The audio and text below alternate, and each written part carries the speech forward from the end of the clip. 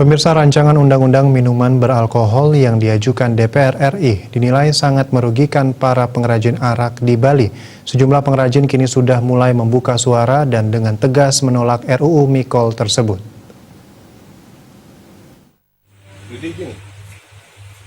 Salah satu produsen arak Mojito di Desa Bungkulan, Kecamatan Sawan, terus berproduksi meski di tengah pandemi COVID-19. Selain terkena dampak COVID, pengrajin arak kini terancam dengan usulan RUU minuman beralkohol.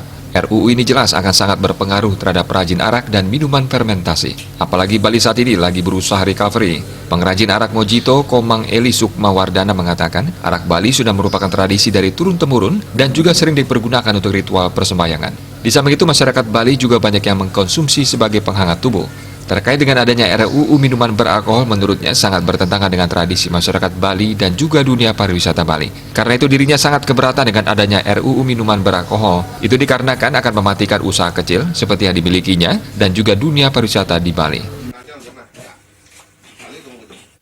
Di sini melemahkan bisnis kecil kita bilang. Di Bali itu kan populer dengan produk-produk miras seperti yang kita jual ini. Nah kan sekarang jika ada aturan seperti itu, jelas salah satu merugikan kita.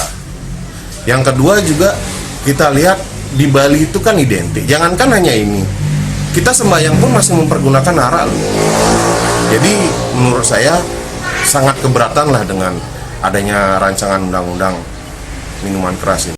Harus dibuatkan rancangan undang-undang itu adalah Mikol yang diimpor masuk ke Indonesia atau ke Bali. Mungkin kalau itu dibuatkan rancangan undang-undang mungkin sangat bagus ya. Karena apa? Di sisi lain, kita masyarakat Bali yang memproduksi arak tersebut bisa terbantu, apalagi dalam situasi seperti sekarang. Wardana juga menambahkan saat ini omset keberadaan arak Mojito miliknya sangat turun drastis hingga 60%. Biasanya sebulan bisa menjual ribuan botol, kini hanya bisa ratusan botol per bulannya. Komang Yuda, Bali TV.